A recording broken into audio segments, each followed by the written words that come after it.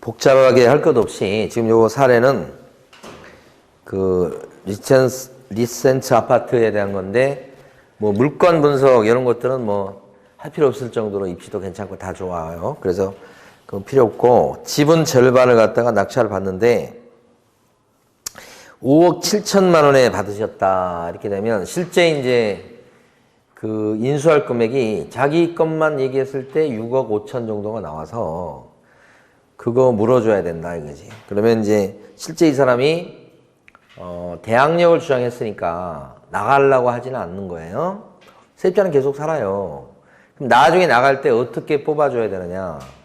자기는 지금 5억 7천만 원 내고 이 절반의 소유자가 됐지만 나갈 적에 세입자 13억짜리 세입자한테 자기가 6억 5천만 원 빼주고 다른 지분권자도 6억 5천만 원을 빼줘야 그 사람이 나가겠다 이 말이죠. 거기까지 가면 부담 금액은 6억 5천이 늘어나서 실제는 11억 얼마에 받은 게 된다. 이런 거예요. 자, 그런데 다시 또 21타경이 나옵니다.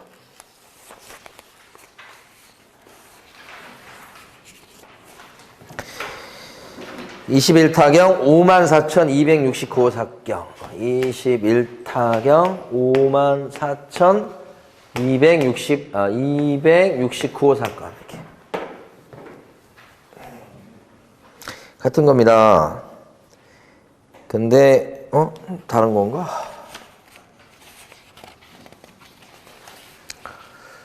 호수가 어떻게 돼요? 다른 건가? 같은 거 2,701호죠? 그러면 이것도 이제 전체가 경매 나온 겁니다. 그러면 이거 전체를 경매에 넘겼다 그러면 낙찰을 받았던 사람이 야 우리 그만 다 경매 처분하고 그 다음에 어떻게 해요?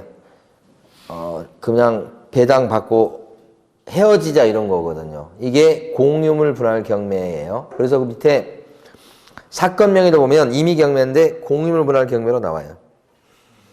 그래서 감정가가 이제 30억에 잡혔습니다. 그럼 이건 아까 봤을 때는 아까 뭐 25억짜리였는데 한 2년 흐르니까 이제 30억이 된 거예요. 5억이 오른 거죠. 그러니까 전체가 이제 30억 정도 나왔는데 유찰이 뚝뚝뚝 돼서 어떻게 된 거예요? 절반 가격까지 떨어졌죠. 왜 그럴까요? 이거 낙찰 받은 사람은 인수할 금액이 생기는 거죠. 얼마를 인수해야 돼요? 13억을 인수해야 되는 거지. 그렇죠? 13억을 인수하고 그러니까 낙찰 금액이 얼마냐면 여기서 지금 실제 낙찰 금액은 받은 사람은 15억에 낙찰을 받았죠. 그러면 15억에다가 13억을 더하니까 28억에 받은 꼴이에요. 자기가 실제 받은 금액은 15억이고 인수 금액이 13억이 있으니까 자기는 이제 15억에 받으면 15억이 이제 배당금으로 가겠죠. 이렇게. 그 다음에 이제 13억은 인수 이렇게 되는 거죠. 낙찰 받은 사람은 그러니까 결국 28억 정도에 받은 꼴이 돼서 30억이다 그러면 한 2억 정도 싸게 샀다 이렇게 볼 수 있겠어요. 금매가요? 이 정도 되면 요 시세를 이제 보셔야 되죠. 30억 시세를 이 감정평가된 금액이 진짜 지금 현재 시세인가는 보장이 없잖아요. 그거 한번 볼까요? 요 리센츠 아파트에 대해서 아파트 실거래가 거기서 한번 실거래가 조회를 해보세요. 아실이라고 얘기하죠. 아실 파란 거. 이게 진행된 게 22년 9월 달이니까 작년 하반기예요. 22년. 그 감정가가 30억짜리인데 그때 22년 9월 달 감정가가 아니고 22년 1년 전인 21년 8월 달 감정가예요. 그러니까. 그러면 22년도에는 실거래가가 얼마가 되겠는가? 얼마 정도 나와요? 실거래가가? 거래는 좀 있을 것 같은데.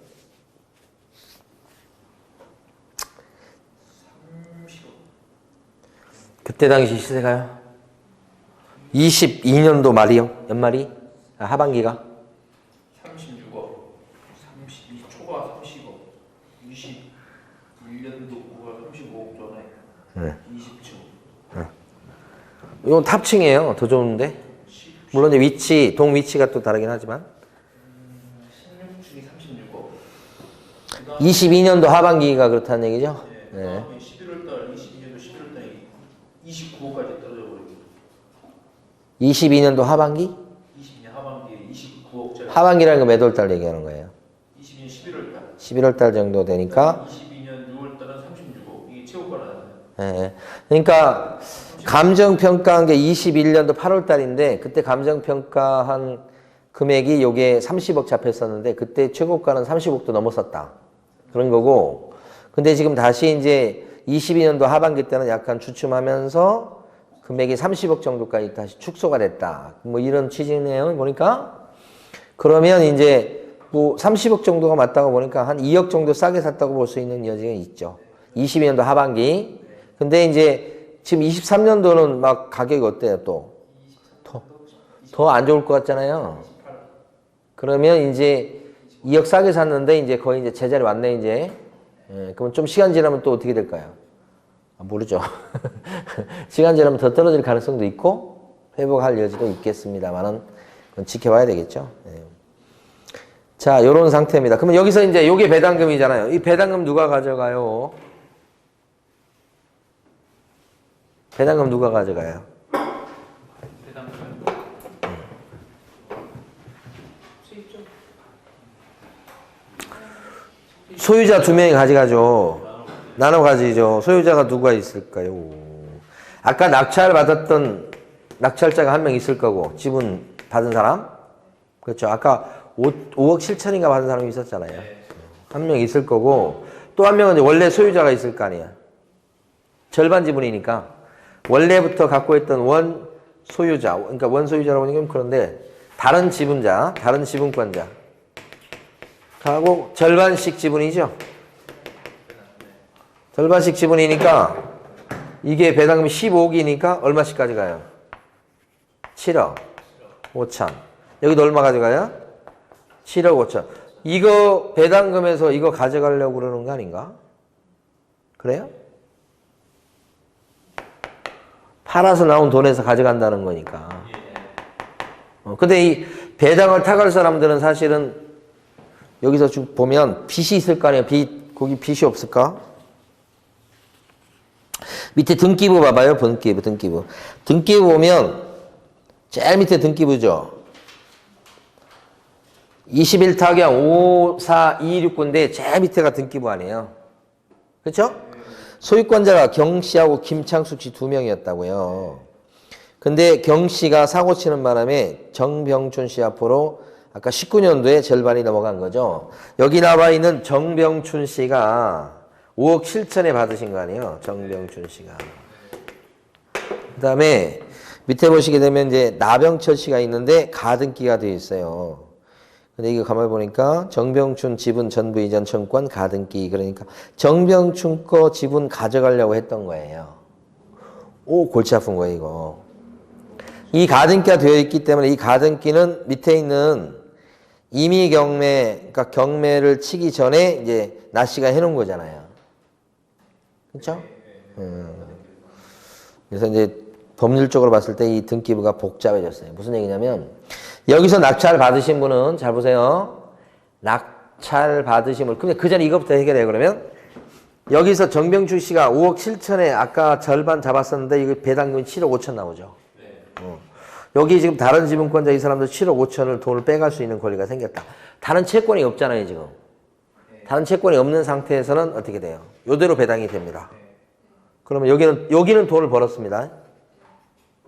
그죠? 이렇게 돈을 벌어갔어. 근데 이제 문제는 뭐냐면, 이 사람은 뭐, 자기 지분이 아까 처음에 샀을 때 12억 얼마였으니까, 이 사람도 돈 벌은, 12억 얼마니까 거기에 6억 얼마니까, 이 사람도 돈 생겼네. 쁜 거죠.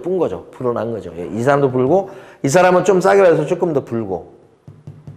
그러니까 뭐, 남는 양상. 근데 이 사람에 대해서 지금 가등기를 걸어놨잖아요. 지금 보면 위에 정병춘 지분 전부 이전 청구권 가등기라고 돼 있고 나씨가 돼 있잖아요.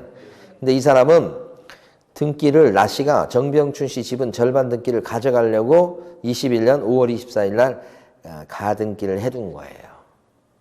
그럼 법적으로 치면 이 사람이 이 권리가 사실이라면 낙찰 받게 되잖아요. 낙찰 받고 나서 등기를 전부를 일단 가져와요. 가져왔지만 요 나씨가 요 가등기에 따라서 본등기하면 절반 지분이 날아가 버려요. 누구의 지분이 날아가요? 낙찰 받은 사람 지분이 날아가 버리게 되는 거예요. 응? 가등기니까. 어려운 거예요. 가등기 해놨다가 본등기라고 그래요. 등기 딱 하면 소유권자가 나씨로 바뀌어 버려요. 근데 경매 넘어갈 때는 정씨 지분이 경매 넘어간 거 아니에요. 그게 넘어가면 안 되는 걸로 지금 잡혀 있는 건데 그거 넘어가서 받았으니까 반 정도는 잘못 받은 거예요. 낙찰자가. 그러면 소유권 절반이 날아가 버리게 되지. 그러면 그 사람은 지금 소유권은 돈은 다 줘놓고 소유권은 절반만 가져온 거래요. 그러면 이건 누구한테 시비 걸어야 돼? 정씨한테 시비 걸어야 돼. 야, 이거 뭐야. 그죠? 근데 벌써 등기부상에 나씨 앞으로 가등기가 돼 있으니까 외부적으로 공표가 된 상태죠? 그럼 낙찰 받는 사람이 그거 보고서 어떻게 해요? 잘 보고 받아야지. 그럼 낙찰 받은 사람 책임인 거예요, 이게. 그런데 뭐냐면 보통 있잖아요. 지분을 낙찰 받잖아요? 그럼 지분 낙찰을 받은 사람이 일부러 이 등기부에다가 흔적을 남겨놔요. 일부러. 그게 가등기예요. 그렇게 가등기를 해두게 되면 이게 잡혀있는 게 돼서 다른 사람 입장에서 봤을 때 독이 있는 거잖아요. 독이 있는 것처럼 보이잖아요. 근데 진짜 그런 채권 채무 관계가 있느냐? 그렇지 않는데도 만들어서 가등기를 해놔요. 그걸 작업을 친다고 그래요. 그래서 경매 물건 중에 지분을 낙찰 받았는데 밑에 가등기가 오는 케이스가 상당히 많아요. 그것은 기술적으로 못된 짓을 한 거예요. 근데 이제 이건 어떻게 되는 거냐면 나중에 가서 이제 이 사람이 그런 권리가 있는가 없는가를 다퉈가지고 재판해가지고 그죠? 등기를 가져가야 되는 거예요. 자동적으로 받은 사람의 등기 절반이 넘어가는 게 아니고 가등기에 대한 본등기를 해야 될 건데 그 과정에서 재판에서 다퉈지게 된단 말입니다. 근데 대부분은 이런 경우에 그러니까 꾸며놓은 경우가 많아요. 꾸며놓고도 등기상에 이제 입증을 하셔야 됩니다. 입증. 그 두 사람 사이에 매매 예약을 했다고 하는 서류만 있는데 돈을 주고받은 것들이 입증이 돼야 돼요. 그러려면 가짜가 돼서 이 가등기는 나중에 재판 말소를 할 수 있게 돼요. 야, 너희들 작업해놨구나. 이 사람 보세요, 판사님. 이거 둘이 돈 주고받은 것도 없는데 가등기 쳐놨어요. 이거 범죄가 될 수도 있어요. 근데 이제 이 경매 기술자들 입장에서는 이제 자기가 아는 기술이라고 해갖고 합니다. 옛날에 어떤 경매 학원장이 있었는데 경매 학원장이 지분을 받으셨어요. 그 저한테 얘기하더라고. 고 선생 거기 가등기 좀 해줘. 그런 가등기 이런 게. 그럼 가등기 해두게 되면 이제 왜 이거 가등기를 해두는 거예요? 남이 못 건들게 독이 있는 것처럼 하는 거예요. 그래 놓고 그 다음 목적은 뭐게요? 낮게 받아야 낙찰. 아니 다른 지분을 경매에 넘기는 거예요. 이 정씨 지분 말고 다른 사람 지분이 있잖아요. 한 명 누구요? 김창숙 씨. 그 사람 지분을 경매 치는 거예요. 어떤 명목으로? 부당이득. 치료? 부당이득. 여기서 부당이득은 뭘까요? 지금 어려운 거 하고 있어요. 여기서 부당이득은 뭘까요?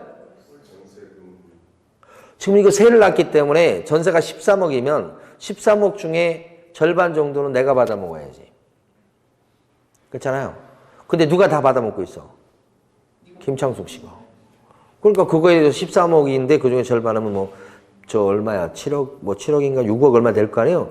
야, 그거에 대해서 그 월세로 환산했을 때 그 정도는 내가 받을 건데 너가 안 주잖아. 그거 줘. 그러면 무조건 이겨요. 주라고 판결 날까요? 그러면 그게 쌓이면 그것 갖고 뭐예요?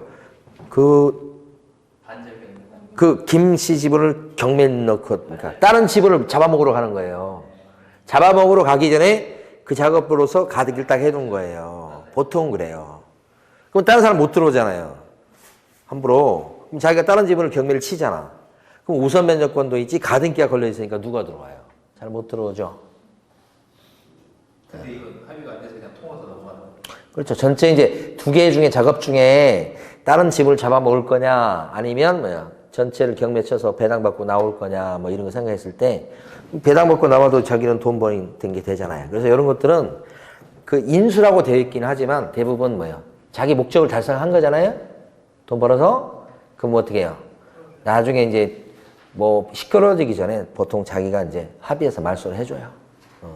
그리고 요거 들어가기 전에는 이 가등기는 그런 문제점이 있기 때문에 합의가 돼야 들어갈 수 있어요. 말소 조건으로. 그러니까 내가 낙찰을 받으면 말소해준다는 동의서를 주는 조건으로. 그래서 이제 이게 이런 가등기가 있으면 이제 그런 것들이 보통 경매 기록에 나오기도 하는데 안 나와서 만약에 들었다 그러면 그건 잘못하면 사고 날 수 있는 여지는 있는 거죠. 그러니까 보통 그건 작업을 해서 들어갑니다. 말소 동의서 받고 들어간다고요. 아니 근데 그 복잡한 거 생각하지 마시고요. 이게 결국 뭐예요? 지금 경매 전략상 지분을 잡아먹고 그 다음에 전략이 두 가지로 나눠지는 게 있죠. 하나는 뭐냐면 부당이득 그걸 걸어서 다른 지분을 쳐들어가서 다른 지분까지 마저 잡아먹는 방법이 하나 있고, 그게 아니면 뭐예요? 야 이제 우리 그만 헤어지자 해가지고 배당금에서 나눠 가지는데 그게 수익이 나는 구조일 때 이게 두 가지 전략이다. 이거 그거 이제 지금까지 본 거예요. 네. 글쎄요.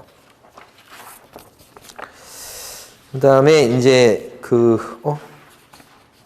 이거 다 봤죠 이제 다 봤고. 아까 이제 나눠드린 거 있었죠. 저 뒤늦게 나눠드린 거 있었는데.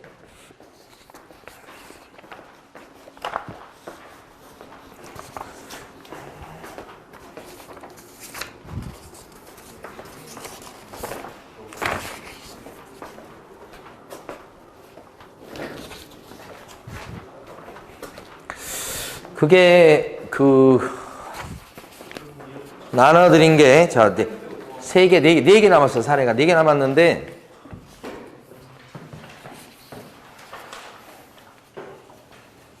이거 아닌가? 저까지 열심히 갔다 왔는데 다른 걸 들고 온 것 같아. 예? 다른 걸 들고 왔어. 열심히 갔는데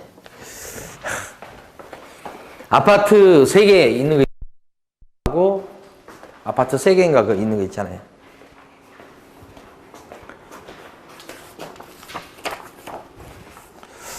(2022) 타경 5653호 사건입니다. 찾으셨어요? 송파구 문정동 150번지 외 한 필지 이렇게 나온 거 있잖아요. 올림픽 회미뉴 아파트 214동 2층 203호 이렇게. 어제 쭉 진행되는 물건 보다가 이 패밀리 아파트가 갑자기 눈에 띄어서 와서 이게 이제 지금부터 진짜 한 20년 전 같아요. 20년 전에 저희 대학교 선배가 요 패밀리 아파트에 살고 계셨어요. 그때 당시에.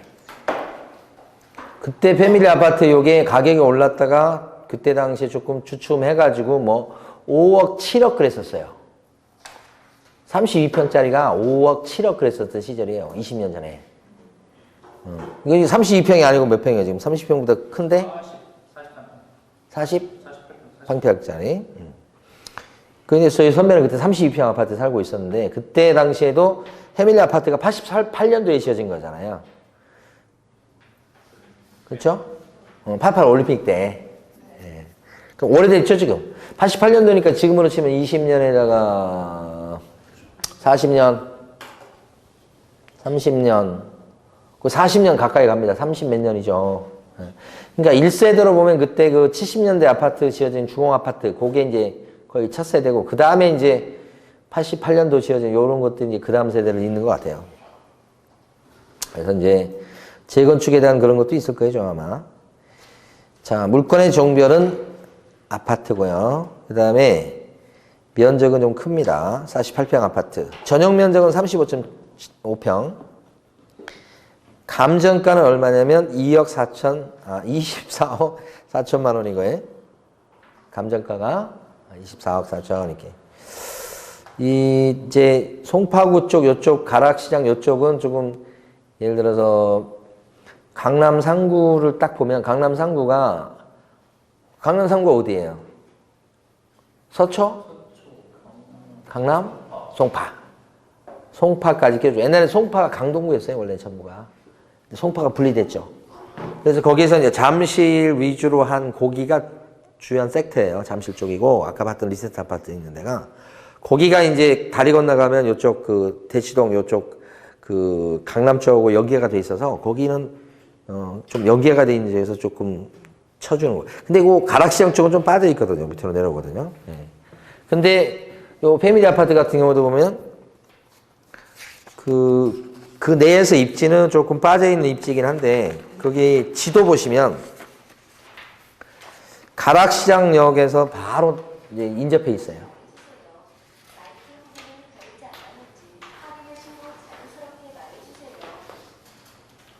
이게 무슨 말이에요? 네? 잘못 눌렀어요? 그것도 AI인가요? 거기 이제 위치를 보면 위치 좋아요. 응? 물론 이 잠실 아까 봤던 리센스 아파트나 이런 거보다는 조금 안쪽으로 밑에 처져 있긴 합니다만은 여기서 이제 더 외곽으로 가면 강동 쪽으로 가죠. 그럼 강동 쪽은 이제 강남 상구에 끼지 못하는 거예요. 그러니까 좀 서열이 좀 정해지는 거죠. 근데 여기 패밀리 아파트는 이제 입지로 봤을 때는 괜찮은 거예요. 아까 리센트 아파트 뭐 못지 않아요. 그거보다 조금 이제 처져 있긴 합니다만. 예. 그래서 입지 괜찮고요. 예. 근데 단 하나 이제 뭐가 있냐면 좀 오래됐다는 거죠. 예. 다시 앞쪽으로 오시고요. 근데 이제 층은 15층 중에 2층이니까 좀 저층인 걸 또 감안하셔야 됩니다. 아파트는 층향 이런 것들이 이제 영향을 많이 주니까요.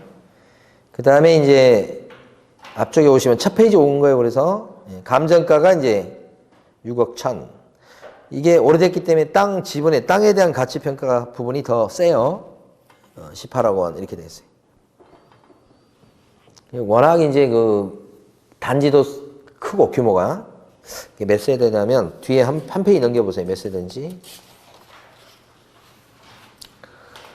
몇 세대입니까? 4,500세대예요. 되게 커요. 지금 이게 지금 4,500세대가 아니고 88년도에 지었는데 4,500세대인 거예요. 그러니까 되게 단지 규모가 크다고요. 요새는 막 뭐 헬리오시티 막 그래가지고 만 세대 막 이러니까 지금 그렇지 사실은 옛날 시대에 4,000세대는 엄청 큰 거죠.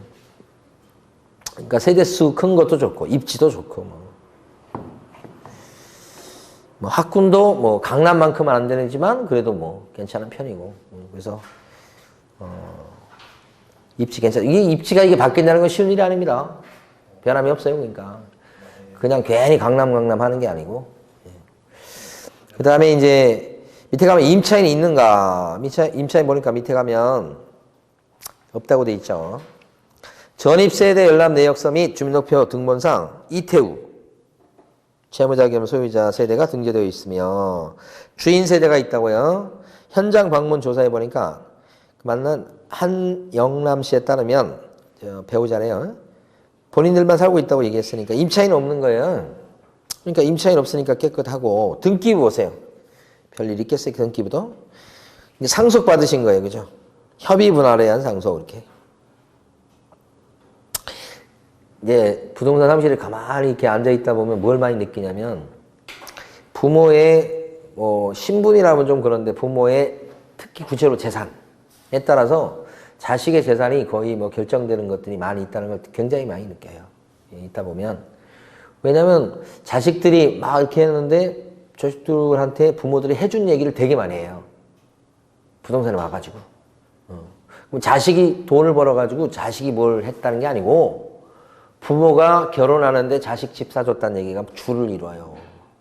그러니까 이게 이제 부의 대물림이 되면서 자신 개인의 노력으로 신분 상승이 이루어지거나 부를 이룬다는 게 점점 어려워지는 구조구나 그런 걸 많이 느껴요. 그러니까 자기가 진짜 능력을 발휘해가지고 돈을 벌어가지고 내가 내 집을 산다. 그런 경우가 좀 드물게 되고 부모가 집을 해주고 그걸 또 자랑스럽게 얘기하고 그거 안 해주면 자식이 또 부모를 욕하고 그런 시대까지 됐으니까 그게 참 이게 어떤 뭐라고 그럴까요? 기회가 점점 줄어드는 느낌을 많이 받아요. 여기도 보니까 이제 상속 받으셨네 보니까 상속이고 그 다음에 이제 쭉 보니까 건재당이 쫙 잡혀 있는데 뭐 어쩌라고요? 건재당이 쭉 잡혀 있는데 뭐 별거 없어요. 배당에서 받든지 못 받든지 뭐 그렇겠죠. 예. 세입자 없으니까 문제가 안 되고 쭉쭉쭉 가시면 지금 빚만 좀 잔뜩 있는 상황입니다. 뭐 세대수 뭐 그다음에 뭐 다 남을 거 없어요. 다만 오래된 거 하나 빼고는 남을 데가 없어요. 그러면 이게 뭐예요? 물건 좋다 이거지. 그다음에 뭐예요? 권리 분석 할 거 없다. 깨끗한 물건이잖아요. 그러면 이제 뭐가 남았어요? 이제 시세 파악하는 게 남았죠. 그럼 지금부터 여러분들이 이걸 시세 파악을 하셔서 어제 받으신 입찰표에다가 이 경매 사건에 대해서 입찰표를 다 작성을 해보세요. 빠짐없이. 대충 하지 마시고. 왜냐하면 입찰표는 대충 해가지고 다 처리되는 게 아니고 무효인 입찰표도 많이 나와요. 지금부터 그거 하십니다.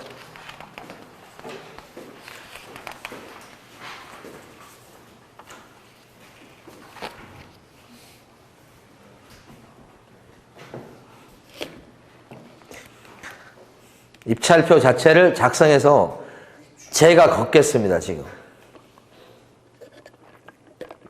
하나도 빠짐없이 쓰셔야 돼요. 보증금도 쓰시고, 보증금도 제가 가져가게 제출해 주세요. 돈을 제출해 달라고 해요. 네? 빨리빨리 적어보세요. 네.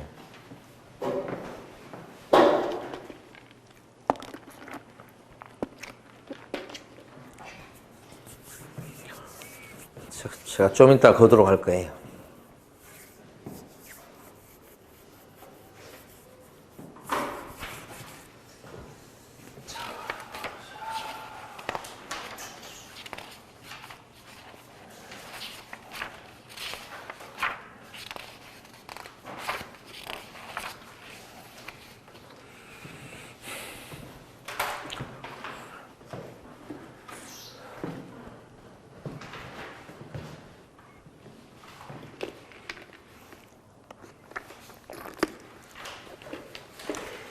이 물건은 8분이 입찰하시게 되어 있습니다, 오늘.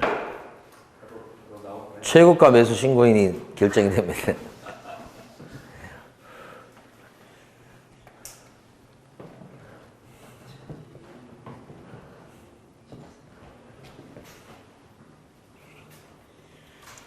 아파트 실거래가 아실에서 좀 보시고요.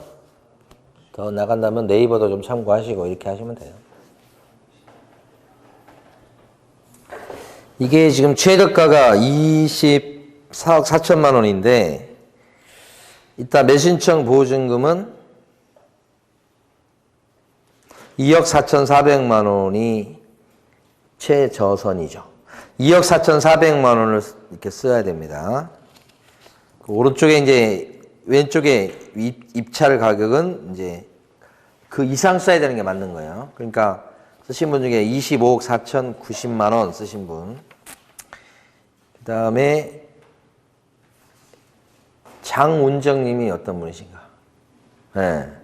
거기 지금 보면 어디가 일단 잘못됐다고 보이냐면 보증금액을 오른쪽에 보증금액을 적을 때는 저 최저가 24억 4천만 원의 10%를 최소한 적으셔야 돼요. 근데 그럼 적을 때 1억 7천 17억을 적으시고 1억 7천을 보증금으로 적으시면 안 되는 거죠. 그러니까 오른쪽에 있는 그 입찰 보증금 그것은 무조건 최대가의 10%가 딱 정해졌어야 되니까. 그 점에서 지금 그 보고 있는데 우리 누구야? 우리 고중광 씨 같은 경우도 2억 4,400 적으셨고 왼쪽은 16억 5천을 적으신 거고 요 지금 이번에 김종원님 네? 아 장종원님 저하고 이름 때문에 그것 때문에 지금 성이 문제가 아니고 이름이 똑같아갖고 마찬가지 왼쪽에 있는 그 보증금 적으실 때는 무조건 여기 나와 있는 최저가의 10%를 적으셔야 되고요. 적으시고, 그 다음에 왼쪽에 그 금액을 적으실 때 얼마를 적었냐면 이게 18억을 적으셨어. 근데 그건, 적정 가격은 이거, 감정가보다 밑으로 적는 걸 허용한다고 말씀드렸어요. 어쩔 수 없이. 예, 그래서 18억을 적으셨다, 이 말이죠. 그건 인정이 되는데, 오른쪽 거는 안 된단 말이에요. 그 다음에, 우리 이동철님 같은 경우는 보면 2억 4,040만원 정확히 적으셨고, 왼쪽에 지금 뭐가 있냐면, 24억 4,099만 9천원 적으셔서 조금 더 쓰셨네요. 여기도. 이건 하자가 없고. 그 다음에 이제 거기, 다른 분은 또 비슷한데, 손진식님 같은 경우는 왼쪽 맞고, 오른쪽도 조금 더 쓰신 건 똑같네요. 아까. 그 다음에, 여기 우리 김미희님. 네. 왼쪽 맞고, 오른쪽 맞고 보증금. 그 다음에 왼쪽에 있는 금액은 15억을 적으셨으니까. 이거보다 훨씬 낮게 적으셨네. 15억이면 한 10억 정도 싸게 적으신 거네. 그 다음에 또, 이분은 정현수님? 네. 어디 계세요? 일단 글씨를 못 알아보겠어요. 그 다음에, 이게 글씨를 흘려 쓰시는구만요. 근데, 일단은 오른쪽에 보면 보증 금액이 2억 4,500만 원을 적으셨어요. 4,400만 원이 아니고, 적으셨어요. 그럼 돈 얼마 넣으셨어요? 그 2억 4,500만 원. 적은 만큼 넣어야 되는 거예요? 네, 그렇죠. 그게 일치해야 되는 거야? 그거 구라치면 안 돼요. 잠깐만. 그러셨고, 그 다음에 이제 김은정님은 2억 4,400 적으셨고, 입찰가는 25억 4,900만 원. 그러니까 지금 보니까 입찰가만 딱 놓고 보면 25억 4천만 원을 적으신 김은정님. 1등 되시죠, 1등. 뭐 16억 5천, 18억, 24억 4천, 25억 4천 비슷한데 25억 4,300인데 25억 4,900이야. 이기셨어 조금. 그 다음에 15억. 이게 낮은 금액 쓰신 분은 15억 쓰시고 그랬네. 아까 실거래가는 확인해 보니까 얼마 정도 돼요? 17억. 그게 언제적인 실거래가인가요? 올해 초? 올해 2월달. 초니까. 그러면 이제 그거보다 조금 더 싸게 받으셔야 되겠다 해서 하신 것 같아. 예. 근데 여러분 받으신 자료 중에 뭐가 있냐면 입찰표는 오늘 받으셨잖아요. 어제 받은 자료 중에 입찰표도 있고 그 뒤에 보면 입찰, 기일 입찰, 유효 처리 기준이라고 나온 거 있잖아요.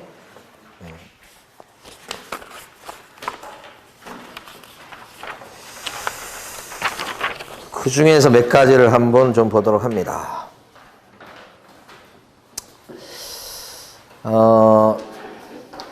제일 중요한 것은 11번 보시면, 1번 보시면, 11번 뒤로 가보세요. 입찰자 본인 또는 대리인의 이름 다음에 날인이 없는 경우는 어떻게 해요? 개찰에 포함시킨다. 우리 보통 이제 입찰장에 갈 때 신분증, 도장, 보증금 들고 간다고 그러잖아요. 예, 근데 도장 가지고 날인을 하는 게 정상인데 만약에 뒤에 날인 칸이 인 이렇게 돼 있는데 거기다 날인을 안 하면 어떻게 되느냐. 그래도 유효한 입찰로 본다. 이렇게 된 거죠. 예. 이름 다음에 날인이 없는 경우에. 그 다음에요. 밑에 보면 12번에 입찰 가격의 기재를 정정한 경우. 입찰가를 정정한 경우는 지금 없었는데요. 입찰가를 딴 데서 해보면 입찰가를 막 임의로 막 찍찍 긋고 고치는 경우가 있어요. 그런데 뭐 그냥 뭐 진짜 입찰 아니니까 뭐 이렇게 한다고 그렇게 될 수도 있는데 그렇게 고치신 분이 지금 보면 이동철님. 네. 24억 4천 할 때 막 글자를 이렇게 막 고치신 흔적이 나요. 그러면 무조건 무효예요. 고치면. 새로 달라고 해서 새로 쓰셔야 되는 거죠, 그건. 그 다음에 13번 보시면, 그러니까 12번은 지금 입찰가를 정정했다 그러면 무조건 뺀다고 돼 있어요, 옆에. 그 다음에 13번에 보면 기재가 명확치 않아요. 5자인지 8자인지 7자인지 9자인지 0자인지 6자인지 대표적이에요. 0자 6자 같은 게 위로 얼마큼 올라왔냐에 따라서 막 달라질 수 있죠. 그러면 보통 현장에서는 회의해요. 거기 있는 사람 회의해가지고 뭐로 보여 해서 일치가 이건 6이지. 다 6으로 되면 6으로 인정하는데 6이라는 사람도 있고 0이라는 사람도 있고 그러죠. 무효입니다. 13번이 그거예요. 그 다음에 14번 보세요. 보증금액에 기재가 없거나 그 기재된 보증금액이 매수신청 보증과 다른 경우 매수 신청한 보증과 매수 신청 보증금과 다른 경우 이게 무슨 얘기냐면 보증금액에 기재가 없어. 그럼 아예 그냥 오른쪽이 공란이라는 얘기예요. 그러면 어떻게 돼요? 무효로 될 여지가 있죠. 그리고 보증금액이 신청한 보증금액이 기재된 것이 봉투에 넣은 보증금액과 다른 경우에 그때도 무효로 될 수 있어요. 근데 오른쪽에 나와 있는 것처럼 매수신청 보증금 봉투 또는 보증서에 의해서 최저가 이상, 즉 보증 이상 보증금이 제공된 게 확인되면 개찰에 포함시킨다고 그래야 되는데 이게 무슨 얘기냐면 입찰 봉투를 본다는 얘기예요. 입찰 봉투 봐가지고 그 금액이 최저가 이상으로 되어 있으면 유효한 걸로 인정해준다. 그러니까 이런 실수는 많이 봐준다는 뜻이에요. 예. 한 번 더 보증금 봉투를 봐가지고 맞는지를 봐준다 이거지. 달라 안 적어졌어. 그래도 거기 있는 돈이 맞으면 통과시켜준다는 말이에요. 그 다음에 이제 보증금액을 정정하고 정정인이 없는 경우 그랬습니다.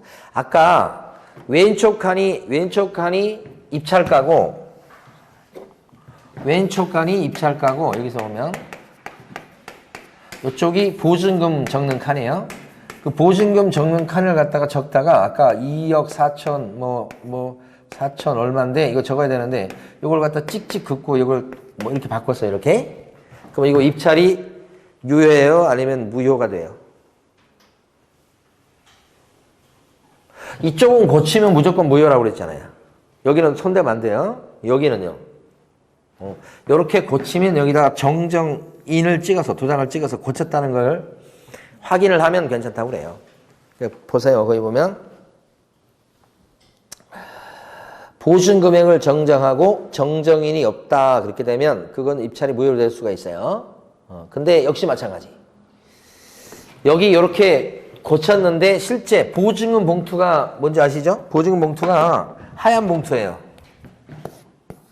편지 봉투처럼 돼 있어. 보증금 봉투. 이게 보증금 봉투예요.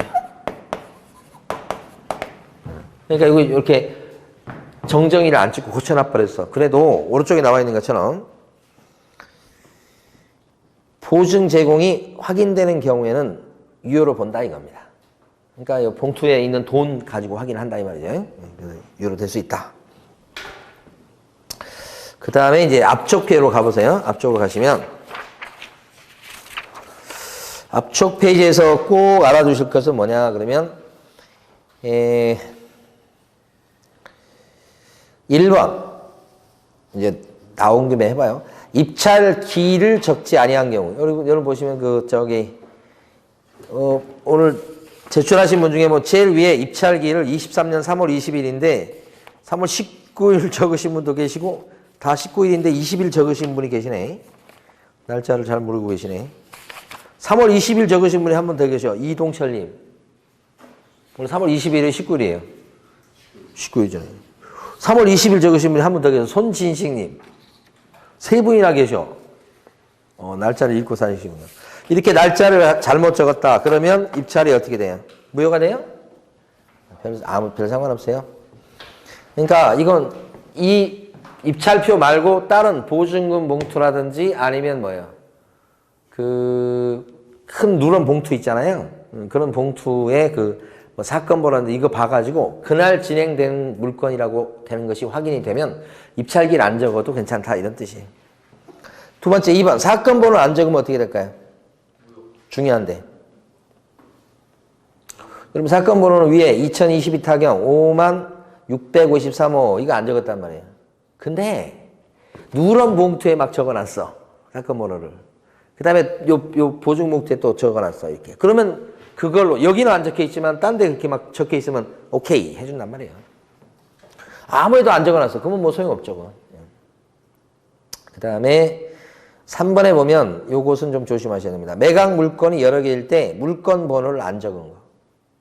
여러분 받으신 자료 입찰표를 보면 물건 번호 적는 칸이 있긴 한데 요게 가로 1, 가로 2 그런 게 없어서 여러분이 안 적어 놓으셨잖아요. 그러면 요건 이제 안 적을 그런 사건이면 안 적어도 괜찮고. 근데 가로 1, 가로 2, 가로 3 이게 있으면 어떻게 해요? 적으셔야 돼요. 물건 번호 날에 1번, 2번, 3번 적으셔야 돼요. 안 적으면 어떻게 돼요? 특정할 수 없어서 이게 입찰이 무효가 될 가능성이 굉장히 높다. 100%는 아니지만. 그 다음에 4번에 보면 입찰자 본인이나 대리인의 이름을 안 적었어. 이름을 안 적고 들어왔어. 이름을. 그러면 원칙적으로는 개찰해서 경매 개찰해서 빼는데 다른데 이름이 적혀 있거나 도장이 찍혀 있는데 그게 입찰자하고 관련돼 있고 그 사람 이름을 나타낸다고 한다면 동일 이름이 임명되면 또 예외적으로 인정한다 이거지. 그러니까 될 수 있으면 많이 이제 인정을 해줍니다. 근데 5번, 6번, 7번 같은 경우는 빼도 박도 못해요. 다른 것보다는 이렇게 여지가 없는 것들 조심하셔야 돼요. 5번은 본인과 대리인의 주소 이름이 함께 적혀 있지만 위임장이 없는 경우야. 대리인이 있다는 얘기는 대리로 누가 들어온다는 얘기죠. 근데 위임장 갖고 있어야 되죠. 위임장이 없죠. 무조건 빼요. 무조건. 그래서 입찰 무효되는 것 중에 위임장을 안 갖고 와가지고 무효되는 경우가 꽤 있다. 요게 바로 요 5번. 그 다음에 6번에 보면 입찰자 본인의 주소나 이름이 적혀 있고 본인 건 적혀 있어요. 근데 위임장도 있어. 근데 대리인의 이름이 안 적혀 있어. 그러면 이건 위임장이 있다고 하면 어떻게 생각하면 위임장이 있으니까 괜찮을 것 같죠. 근데 위임한 사람만 있고 위임 받은 사람이 없잖아요. 그래서 이것도 무조건 빼는 거야지. 4번, 5번, 6번, 7번 요 세 개 주의하시고 7번은 위임장도 있고 대리인 주소가 있는데 본인 주소가 없어. 그러면 이것도 뭐예요? 개찰에서 제외한다. 그러니까 여기 지금 대리입찰일 때 여기 보면 저기 뭡니까? 본인 칸이 있고 대리인 칸이 있으면 대리입찰일 때는 위에 밑에는 뭐예요? 다 적어야 된다 이 뜻이죠. 네? 네. 자 거기까지 봤습니다. 네, 우리 정현욱님 네. 글씨가 알아먹지 못하겠습니다. 우리 고씨도 한 분 계시네. 우리 장정원님, 이동철님,